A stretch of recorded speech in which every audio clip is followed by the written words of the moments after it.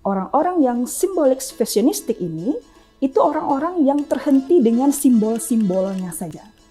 Jadi orang-orang yang terhenti dengan simbol-simbol keagamaan. Ya. Orang-orang yang mungkin memakai baju takwa, tetapi sejatinya dia tidak bertakwa kepada Allah. Atas segala sesuatu yang menimpa diri kita, mungkin lebih pasnya kita menyebutkan kata-kata ridho, ya, ridho.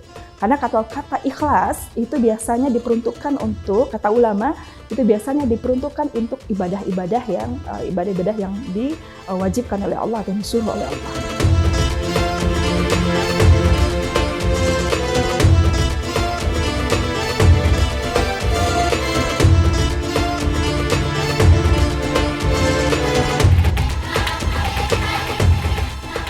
Bismillahirrahmanirrahim. Assalamualaikum warahmatullahi wabarakatuh. Alhamdulillahirabbil alamin, wassalatu wassalamu ala asyrafil anbiya'i wal mursalin wa ala alihi wa sahbihi ajma'in. Kaum muslimin yang dirahmati Allah, puji dan syukur kembali kita ucapkan kehadirat Allah Subhanahu wa taala yang alhamdulillah pada tahun ini kita kembali diperjumpakan dengan Ramadan, bulan yang penuh kemuliaan dan bulan yang penuh keberkahan. Allah mengistimewakan hari Jumat di antara hari-harinya yang lain. Allah mengistimewakan manusia di antara ciptaannya yang lain. Allah mengistimewakan matahari di antara para bintangnya yang lain. Allah mengistimewakan Jibril daripada malaikatnya yang lain. Maka Allah juga mengistimewakan Ramadan di antara bulan-bulannya yang lain. Maka rasanya syukur kita kepada Allah kembali atas bertemunya kita di bulan yang penuh dengan keistimewaan. Bulan di mana hari-harinya, detik-detiknya, jamnya itu penuh dengan mustajab, dan seluruh hari-harinya juga penuh dengan peristiwa-peristiwa yang penuh dengan makna yang bisa kita ambil hikmahnya dalam kehidupan. Kaum muslimin, salawat dan salam tidak lupa pula kita mohonkan kepada Allah, semoga tetap tercurahkan kepada Nabi besar Muhammad sallallahu alaihi wasallam. Kaum muslimin yang dirahmati Allah, pada kesempatan kali ini maka kita akan mencoba untuk memberikan tausiah yang mungkin sederhana saja, yang sering kita dengar di dalam tausiah di bulan Ramadan dari para dai-dai kita, mubaligh kita, ustadz-ustadz kita di masjid-masjid atau tempat yang lainnya. Yang mana hari ini kita akan mencoba mengupas tentang ibadah puasa dapat melatih kejujuran dan kesabaran. Nah, kaum muslimin yang dirahmati Allah, fenomena kita sekarang ini adalah banyak di antara kita yang kita temukan hari ini orang-orang yang melakukan sesuatu itu berbeda dengan kenyataan. Orang-orang yang mereka itu pura-pura kaya, padahal sebenarnya mungkin dia tidak crazy rich lah seperti itu. Orang-orang yang mungkin berpura-pura gagah, cantik, tampan, rupawan, tetapi sebenarnya pada kenyataannya dia tidak seperti itu, jauh dari seperti itu. Orang-orang yang berpenampilan smart, pintar, alim, tetapi sebenarnya pada kenyataannya dia tidak seperti itu. Maka gejala sosial ini, kata para pakar, ini adalah flexing, ya, bisa dikatakan dengan flexing. Atau kalau di dalam perilaku keagamaan, ini dinamakan dengan simbolik fashionistik. Jadi orang-orang yang simbolik fashionistik ini, itu orang-orang yang terhenti dengan simbol-simbolnya saja. Jadi orang-orang yang terhenti dengan simbol-simbol keagamaan. Ya. Orang-orang yang mungkin memakai baju takwa, tetapi sejatinya dia tidak bertakwa kepada Allah. Orang-orang yang memakai simbol-simbol keagamaan, tetapi sejatinya mereka tidak paham dengan keagamaan. Mereka tidak memahami ajaran agama dan tidak melaksanakan keagamaan itu. Jadi hanya terhenti di dalam simbol-simbolnya saja. Maka kaum muslimin, hal yang seperti ini, fenomena gejala sosial seperti ini akan berdampak kepada paradoks simbolik, yaitu segala yang nampak oleh kita itu sangat paradok atau kontradiktif dengan sesuatu yang sebenarnya. Jadi banyak hal yang tidak sesuai dengan kenyataannya. Berpura-pura menjadi alim, berpura-pura menjadi paham keagamaan, berbicara ke sana kemari, padahal sebenarnya dia bukanlah orang yang alim. Berpura-pura mungkin memahami segala sesuatu dengan segala sudut pandangnya, tetapi sebenarnya dia tidak seperti itu. Maka inilah dinamakan dengan paradoks simbolik. Nah, kaum muslimin, hal-hal gejala sosial seperti ini, maka di dalam bulan Ramadan ada satu ibadah yang sering yang kita lakukan untuk melatih diri kita untuk berlaku jujur. Jadi gejala sosial seperti ini, maka salah satunya adalah ibadah yang melatih diri kita untuk ibadah jujur. Apakah itu? Maka itulah dia berpuasa. Maka puasa ini kaum muslimin itu melatih diri kita untuk berlaku jujur terhadap diri sendiri. Makanya kalau kita melihat untuk ibadah khusus untuk ibadah puasa, orang tidak akan mengetahui ibadah puasa seseorang kecuali hanya dirinya sendiri dengan Allah. Maka Allah mengatakan di dalam hadis qudsi, as-saumu li ya wa ana ajzi bih.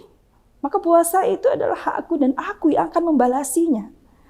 Jadi puasa ini itu adalah urusan Allah. Maka orang tidak bisa menilai puasa seseorang benar atau tidaknya melainkan diri dia sendiri dan hanya Allah. Maka urusan puasa itu adalah di dalam hadis qudsi tadi ya urusan Allah. Allah yang akan memberikan ganjarannya. Allah yang akan memberikan pahalanya. Karena Allah sendiri yang tahu kondisi puasa seseorang. Maka puasa ini adalah melatih seseorang untuk berlaku jujur. Kaum muslimin dan muslimat yang dirahmati Allah. Maka oleh sebab itu, berpuasa itu dihimbau kepada orang yang beriman. Ya ayyuhalladzina amanu kutiba alaikumussyam. Hai orang-orang yang beriman, maka diwajibkanlah olehmu berpuasa. Jadi hanya orang-orang yang beriman ya yang dihimbau untuk bisa melakukan ibadah puasa ini. Nah, kenapa orang yang beriman? Karena memang orang-orang yang berimanlah yang tahu bahwa atau orang-orang yang berimanlah yang menyadari akan kehadiran Allah terhadap dirinya. Innallaha ma'akum aynama kuntum. Allah itu akan bersamamu dimanapun kamu berada. Jadi Allah yang mengetahui kejujuran seseorang. Allah yang mengetahui orang itu sejauh mana dia jujur terhadap dirinya sendiri dan jujur terhadap Allah. Maka inilah kondisi orang-orang yang beriman. Maka puasa itu adalah hanya dihimbau kepada orang-orang yang beriman. Kaum muslimin dan muslimat yang dirahmati Allah, maka di dalam ibadah puasa ini adalah semacam implementasi religius seseorang. Atau bisa dikatakan sebagai spiritual exercise. Ya. Jadi melatih spiritual seseorang untuk tetap berlaku jujur terhadap diri sendiri. Maka gejala-gejala sosial yang kita sebutkan tadi, seperti flexing atau mungkin paradoks simbolis tadi, maka ini bisa diatasi dengan ibadah puasa yang melatih seseorang agar selalu bersikap jujur. Nah, kaum muslimin yang dirahmati Allah, rahimakumullah, ada yang kedua. Yang kedua, ibadah puasa itu melatih kesabaran seseorang. Jadi kalau tadi itu ibadah puasa melatih kejujuran, maka yang kedua, ibadah puasa itu melatih kesabaran seseorang. Nah, makanya tidak salah rasanya beberapa pendapat ulama mengatakan nisfus shaum as-sabr, ya. Separuh dari puasa itu adalah kesabaran. Orang kalau dalam kondisi kenyang, kalau Bapak dan Ibu, itu biasanya ya, biarkan ajalah, sudahlah. Jadi tidak ada keinginan untuk emosi. Tetapi kalau orang dalam kondisi lapar, itu biasanya identik atau dekat dengan emosional. Makanya kalau orang yang dalam kondisi lapar ada segala sesuatu yang menimpa dirinya, maka itulah dituntut untuk kesabaran. Sabar bukan berarti sabar dalam hal makan dan minum saja. Akan tetapi sabar dalam segala hal ritme kehidupan yang menimpa dirinya. Apapun itu.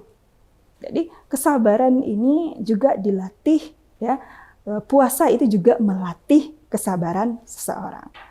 Nah, kaum muslimin dan muslimat rahimakumullah, kesabaran itu akan bisa dicapai juga dengan keimanan. Kalau tadi kita mengatakan bahwa puasa itu melatih kejujuran dan kejujuran itu hanya dapat dengan keimanan, maka kesabaran juga demikian. Kesabaran itu juga dilatih dengan bisa didapati dengan keimanan. Maka kalau kita lihat pahalanya kesabaran itu di dalam Al-Quran, kalau kita lihat pahala-pahala di dalam Al-Quran, itu biasanya khusus untuk kesabaran tidak ada nominal. Jadi kalau kita lihat kupas lagi ayat Al-Quran, maka ada pahala yang 100 kali lipat, 700 kali lipat, 10 kali lipat. Itu untuk pahala dalam sisi ibadah yang lain. Ibadah sedekah misalnya, maka pahalanya 700 kali lipat. Tetapi kalau untuk khusus kesabaran, maka Allah memberikan pahalanya itu ghairul tasib. Tidak ada batasnya. Jadi tidak ada orang mengatakan, ya, kalau sabar itu ada batasnya. Tidak. Sabar itu tidak ada batasnya. Maka pahalanya juga tidak ada batasnya. Jadi tidak ada batas pahala bagi orang sabar. Maka kita memang dituntut untuk senantiasa sabar. Nah, kaum muslimin memang ini tidak segampang seperti yang kita ucapkan. Maka itu yang saya katakan tadi, kita butuh keimanan untuk menjalani dua hal ini, kejujuran dan kesabaran. Kita yakin kepada Allah bahwa semuanya ini adalah ketentuan Allah dalam kehidupan kita. Apa yang kita alami ini adalah semuanya suratan takdir Allah.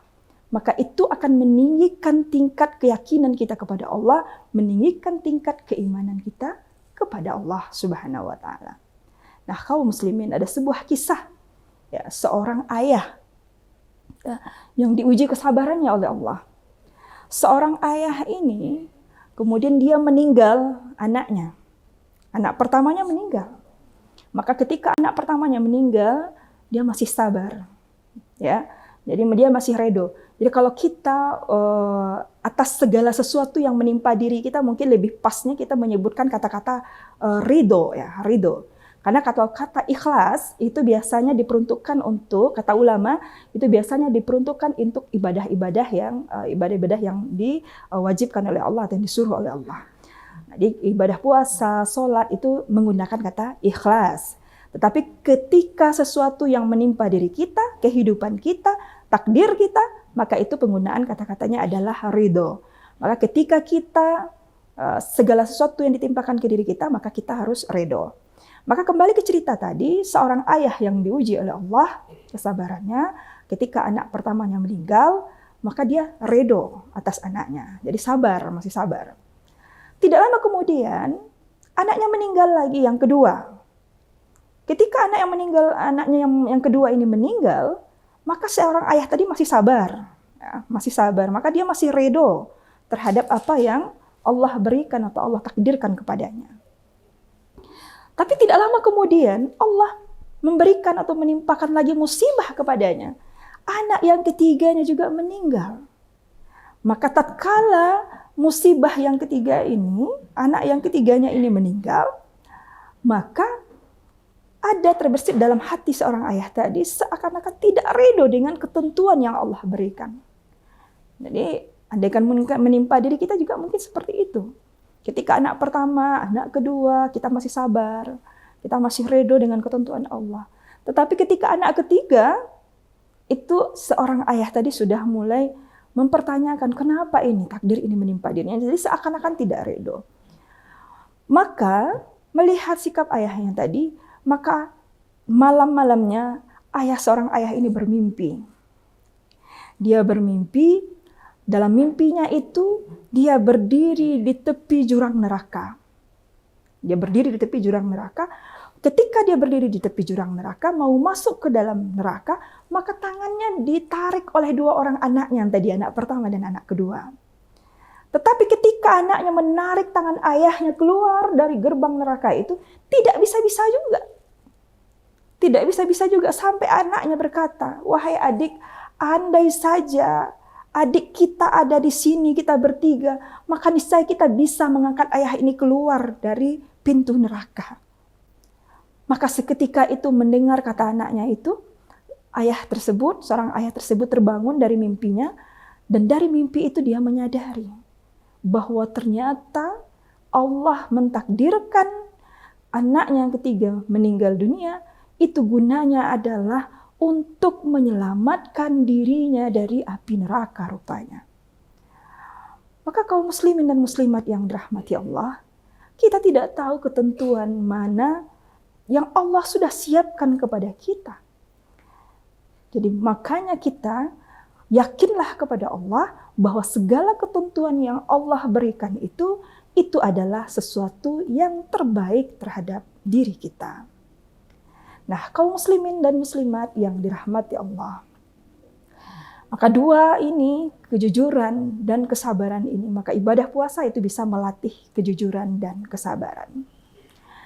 Nah, kaum muslimin, kita tidak dapat memungkiri juga ya, bahwa kita ini itu segala sesuatunya, setiap diri manusia itu pasti menginginkan ketenangan.